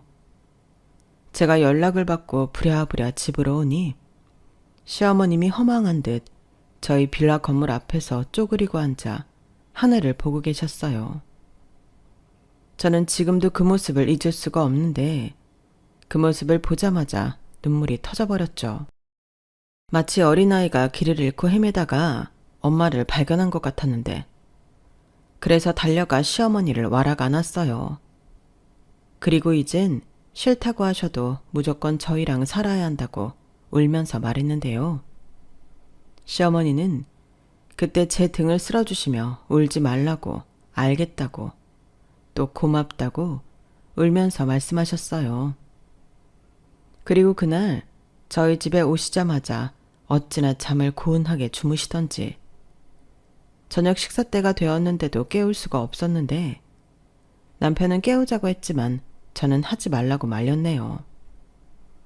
그리고 시어머니가 일어나시면 따뜻하게 드실 수 있게 저는 잠도 미루고 거실에서 기다렸는데요. 그날 밤 11시에 시어머니와 아주 늦은 저녁을 함께 먹었어요. 왜 이 시간까지 밥도 안 먹고? 어머니랑 같이 먹으려고요. 으이그, 나는 대충 먹어도 되는데. 싫어요. 여기에선 대충은 없어요. 여기에선 어머니가 왕이에요. 너는 참 마음도 예쁘지만 말을 참 예쁘게 해. 우리 아들이 무슨 복으로 너 같은 아내를 얻었을까? 어머님이 잘 키워주셔서 그렇죠. 그리고 무슨 잠을 그렇게 고나게 주무셨어요? 많이 피곤하셨나 보다. 그러게 잠이 아주 쏟아져서 어쩔 수가 없었어. 불편할 줄 알았는데 여기는 참 편하네. 저는 밥을 먹다 말고 시어머니의 손을 잡았어요. 그 손이 어찌나 따뜻한지 평생 그리워하던 엄마 손을 잡은 듯한 기분이었는데 그때 저는 시어머니에게 평생 같이 살자고 말씀드렸네요. 그러자 시어머니가 빙그레 웃으며 고맙다고 하셨는데 그렇게 저희는 새 식구가 되었어요. 그리고 맞벌이하는 저희 부부를 위해 아침도 차려주시고 저희 빨래도 손수 빨아주시며 집안일을 하셨는데 제가 아무리 말려도 당신은 즐거워서 하는 거라며 이런 것도 못하게 하면 병이 날 거라고 하시더라고요. 그러자 남편이 저 말은 엄마 말이 맞다며 엄마의 즐거움을 뺏지 말고 이따 퇴근하고 셋이 공원 산책을 가자고 했는데 저는 더 빨리 퇴근해서 어머니랑 시장도 가고 시장에서 파는 군것질거리도 사서 같이 먹는데 주변에서 저희를 친모녀 사이인 줄 알더군요. 그때는 진짜 기분이 좋았는데 저도 엄마가 생긴 기분이었어요. 그래서 시어머니 팔짱을 끼던 손에 힘을 더 꽉 쥐고 걸었는데 마치 나도 엄마 있다는 걸 자랑하고 싶은 어린 아이 같았어요. 그리고 저녁에 남편이 퇴근하고 셋이 산책을 하는데 내 옆에 진짜 가족들이 있다는 안정감이 들었고 앞으로 우리 세 식구 이렇게 행복할 일만 남았다고 생각했어요. 그 뒤 저는 시어머니와 정말 많이 가까워졌는데 저도 모르게 엄마라는 말이 툭 튀어나와 그 후로 시어머니를 엄마라고 부르게 되었죠. 그리고 시어머니도 제 이름을 부르며 마치 원래부터 이렇게 서로를 불렀던 사람인 듯 살게 되었는데 1년 정도는 그렇게 시어머니와 사는 게 꿈만 같았어요. 그때 친구들과 회사 사람들은 안 불편하냐며 신혼인데 불쌍하다는 듯 말했는데 저는 오히려 반대였어요. 집에 가면 보글보글 찌개 끓는 소리가 들리고 달짝지근한 밥 짓는 냄새가 풍겼는데 저는 어릴 때부터 그런 냄새가 행복의 상징이라고 생각했거든요. 그리고 남편이 저한테 고마운 마음이 컸는지 예전에도 늘 저에게 잘해주던 남편이었는데 더 저에게 신경 쓰고 잘해주려고 했고 무려 두 사람이 저에게 잘해주는데 제가 싫을 게 하나도 없었죠.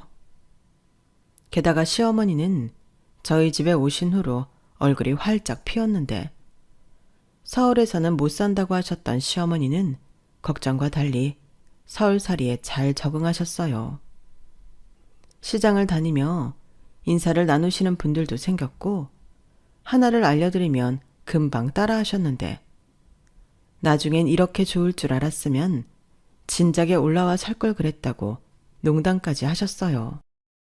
전에는 그렇게 눈치 보랴 얼굴빛이 어두웠는데 사실은 저희 시어머니가 성격이 활발하신 분이시더라고요. 그건 남편도 몰랐던 부분이라며 남편도 놀랐는데 그렇게 매일이 즐겁고 행복한 가운데 새 식구가 찾아왔어요. 그게 지금 제 뱃속의 아가인데 제 임신 소식에 시어머니가 펑펑 우셨어요. 기뻐서 우는 눈물이기도 했지만 오랫동안 보지 못한 당신의 손주 생각이 나서 눈물이 난다고 하시더라고요. 그러고 보니 시어머니가 저희 집에 오신 지도 2년 가까이 되어가는데 형님과 아주버님은 연락 한 통도 하지 않으셨더라고요. 물론 좋은 감정으로 헤어진 것이 아니기 때문에 어느 정도 예상은 했는데 저는 시어머니한테라도 따로 연락을 드렸을 거라고 생각했거든요. 하지만 전혀 그런 건 하나도 없었고 시어머니는 저희한테는 아무 말도 하지 않으셨지만 내심 속으로 손주 생각을 많이 하셨던 것 같아요. 그래서 제가 임신했다고 아이 초음파 사진을 보여주니 감격스러워 하시면서도 두고 온 손주가 보고 싶어 그리운 마음이 동시에 들었다며 이럴 줄 알았으면 손주 사진이라도 챙겨올 걸 그랬다고 하셨어요. 그 말을 듣는데 참 마음이 안타까웠는데 그래서 제가 형님에게 연락을 드려보았죠. 형님, 저예요. 잘 지내고 계세요? 어머, 누구세요? 나는 모르는 사람인데. 저를 아시나요? 형님, 왜 그러세요? 저예요. 왜? 설마 벌써 어머니 못 모시겠다고 연락한 거야? 그럴 리가요. 그런 거 아니에요. 그래? 그럼 왜 전화했는데? 우리가 이렇게 전화 통화하는 사이는 아니잖아. 왜? 그 양반이 그 재산들 팔아서 어디다 썼는지 불기라도 했어?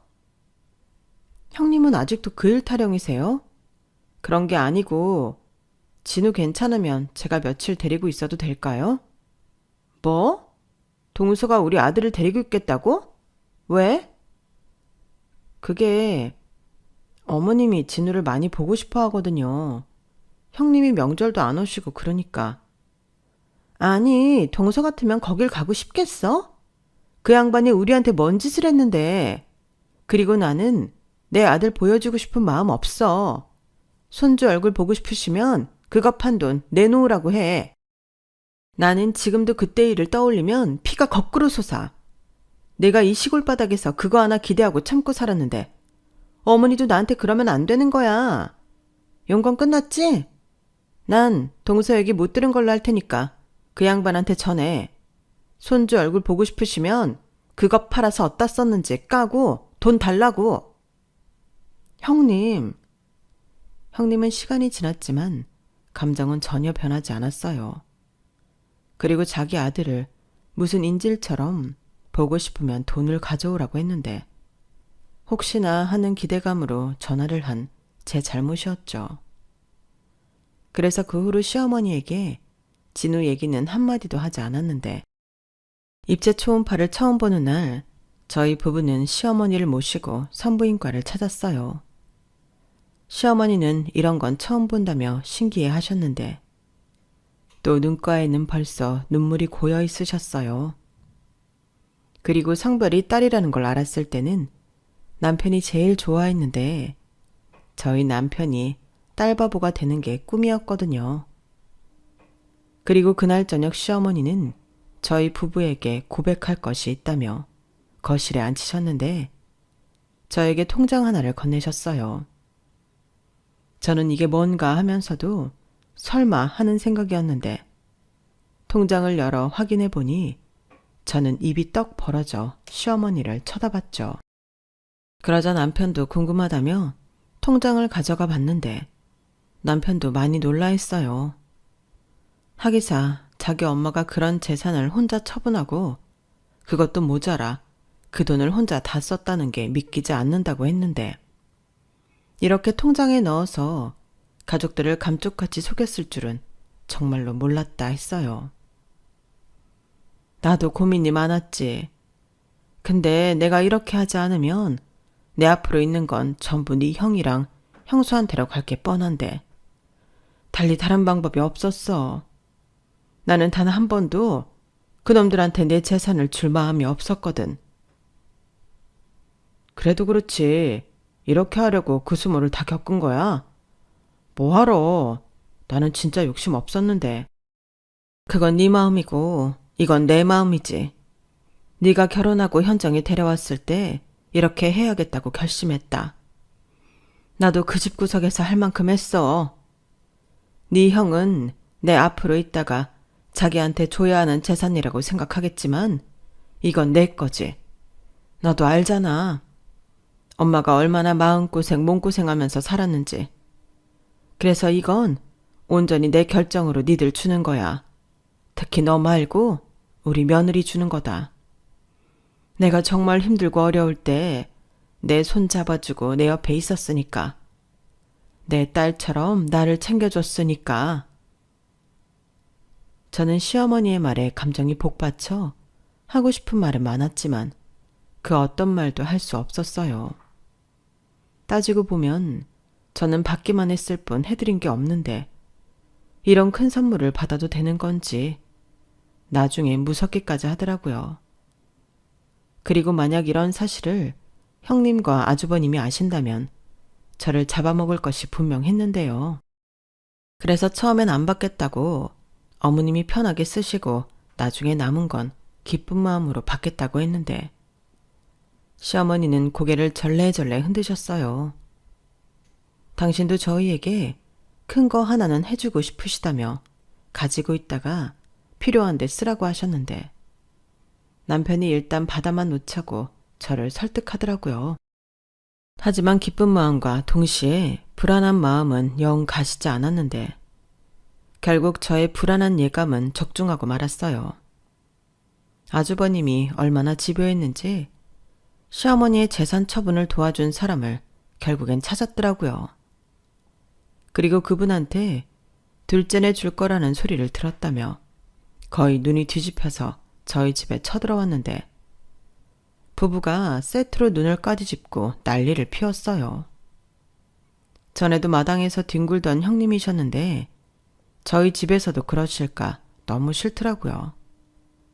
그리고 혹여나 아주버님이 저희 물건을 부수거나 하면 그땐 가차없이 신고할 생각으로 핸드폰을 손에 쥐고 있었는데 저희 부부가 나설 필요는 없었어요. 시어머니가 정말 다른 사람이 되어서는 눈 하나 깜짝하지 않고 아주버님과 형님에게 대적하셨거든요. 그리고 통장 하나를 보여주며 니네 목도 있다고 지금부터 당신이 하는 말 잘 듣고 행동거지 똑바로 하라고 하셨는데 그땐 정말 저희 시어머니가 완전 멋있으셨어요. 이미 집도 니들이 달라고 해서 줬고 나는 더 니들한테 해줄 거 없다. 그래도 자식인데 작은 애들 챙겨주면서 니들도 뭐 하나는 있어야겠지. 그래서 니들 목도 이 통장에 넣어놨어. 하지만 이건 내가 죽거든 니들 하는 거 봐서 줄지 말지 결정하마. 니들이 이전처럼 나를 무시하고 둘째네한테 해코지 한다면 이것까지 그냥 네 동생네한테 줄 테니 그런 줄 알고. 뭐? 엄마, 뭐 어떻게 이래? 왜 저 새끼만 챙기는데? 왜? 너는 그렇게 네 아버지가 챙겼는데 나는 네 동생 챙기면 안 돼? 나는 전부터 너보다 우리 막둥이 챙기고 싶었어. 말도 잘 들어, 공부도 잘해, 마음도 따뜻하지. 너랑 다르게 다정다감하지. 무슨 이유가 더 필요해? 니들이 나한테 어떻게 했는데? 어머니, 그래도 그렇지 이건 아니죠. 저희가 어머니 모신 세월이 얼만데요. 모셔? 누가 너더러 나 모시라고 했냐? 돈 모으고 싶다며. 내 집에서 살면서 착실히 돈 모은다고 기어 들어와 놓고 뭔 소리야. 나 치매 아니다. 그리고 네가 나한테 한 건 까먹은 거야? 둘째 쟤가 나한테 영양제 사주고 용돈 주고 그러면 네가 그거 홀랑홀랑 가로채 갔잖아. 솔직히 나는 살면서 니들 몫은 다 줬다고 생각한다. 아니, 그래도 우리 아들이 장손인데 이러는 법이 어딨어. 나중에 제사밥은 누가 차려주는데? 나는 그런 거 하나 필요 없다. 살아서도 못 얻어먹은 밥 죽어서 얻어먹는다고 뭐가 좋겠니? 그리고 내가 장남한테 뭐 애미 대접이라도 받았어? 장남한테도 못 받은 대접을 장손한테 받으라. 그것도 나 죽은 뒤에? 아니, 내 말은 그게 아니라. 됐다. 나중에 니들도 한번 겪어봐. 그게 얼마나 억장이 무너지는 일인지. 나는 나한테 잘해주는 자식이랑 며느리가 좋다. 네 아버지랑은 다르다 이 말이야. 어머니 서울에서 사시더니 너무 많이 변하셨어요. 혹시 동서가 이러라고 뒤에서 시킨 거예요? 뭐 눈에는 뭐만 보인다고? 너는 아직도 네 동서를 모르겠니? 이상 나는 할 말 다 했고 이 통장이라도 받고 싶으면 지금부터 행동거지 잘해. 내가 진우 보고 싶다고 하면 데리고 오고. 알겠냐? 아주버님과 형님은 광분해서 저희 집에 들어왔을 때랑 180도 달라져서는 순순하게 시어머니가 하시는 말에 고개를 끄덕였어요. 정말이지 철저하게 돈이 움직이는 사람들이었는데 나중에 시어머니가 그러시더라고요. 그 돈도 아주버님 내외한테는 줄 마음 없으시다고요. 대신 잘 가지고 있다가 장손인 진우한테는 주고 싶다고 하셨는데 제가 잘 생각했다고 말씀드렸네요. 누군가는 서운하지 않냐고 물었던 것 같기도 한데 저는 전혀 그런 마음이 없었어요. 이미 너무 큰 돈을 저희 부부에게 주신 시어머니셨고 저는 그것과 상관없이 시어머니가 저희 아이한테 많은 사랑을 베풀어 주실 거라는 걸 믿어 의심치 않기에 그딴 돈에는 욕심이 나지 않거든요. 그리고 벌써 그 난리가 있고 제가 막달이 되었는데 현재 저는 출산휴가를 받아 쉬고 있는 중입니다. 말이 쉬는 거지 매일 시어머니와 놀고 있는데 시간 가는 줄 모르고 있어요. 생전 손재주라고는 하나도 없는 저였는데 시어머니한테 코바늘 뜨기도 배우고 요즘은 시어머니가 푹 빠진 트로트도 같이 들으며 나중에 아기 낳은 뒤에는 임영웅 콘서트 티켓을 사서 꼭 같이 가자고 약속도 했는데 언제까지나 지금처럼만 지낼 수 있었으면 좋겠어요. 아직 아이가 태어나지 않아서 잘은 모르지만 시어머니가 든든하게 제 곁에 계시니 저도 시어머니처럼 좋은 엄마가 될 수 있겠죠.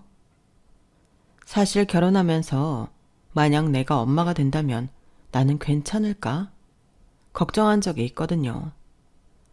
사랑은 내리사랑으로 자기가 받은 사랑을 베푼다고 하는데 저는 엄마 사랑은커녕 어른 사랑도 제대로 받지 못했으니 그게 제일 걱정이었어요. 하지만 너무나도 좋은 시어머니를 만나 그런 부족한 부분들이 어느새 차고 넘칠 정도로 채워졌는데 이쯤이면 시어머니가 아니라 그냥 우리 엄마라고 해도 되지 않을까 싶습니다. 요즘 부쩍 저희 시어머니가 하시는 말씀이 다시 태어나면 못 해본 것도 많이 하고 다른 여자들처럼 자신감 넘치게 살아보고 싶다고 하시는데 제가 저희 어머니의 남은 시간 동안 다시 태어나지 않아도 전부 다 하실 수 있도록 전폭적인 서포트를 할 예정입니다. 저 돈 많은 여자잖아요. 그리고 그 돈 덕분에 꿈에 그리던 아파트도 사서 이사도 예정되어 있는데요. 저희 아기까지 태어나 우리 네 식구 새로운 보금자리에서 지금보다 더 행복하게 살 수 있도록 많은 격려와 응원 부탁드립니다. 외로웠던 제 인생에 선물같이 찾아온 저희 가족 너무나도 사랑하고요. 앞으로 평생 제가 누구보다 잘할 거라는 걸 이 자리를 빌어서 약속드리면서 제 사연을 마치겠습니다. 지금까지 제 이야기 들어주셔서 감사드려요. 우리 모두 선한 마음으로 좋은 복 많이 받으시고 무엇보다 가장 큰 복인 건강 잘 챙기시길 진심으로 바랄게요. 그럼 저는 무사히 출산 잘하고 다음엔 행복한 사연으로 또 찾아올 수 있도록 하겠습니다. 안녕히 계세요.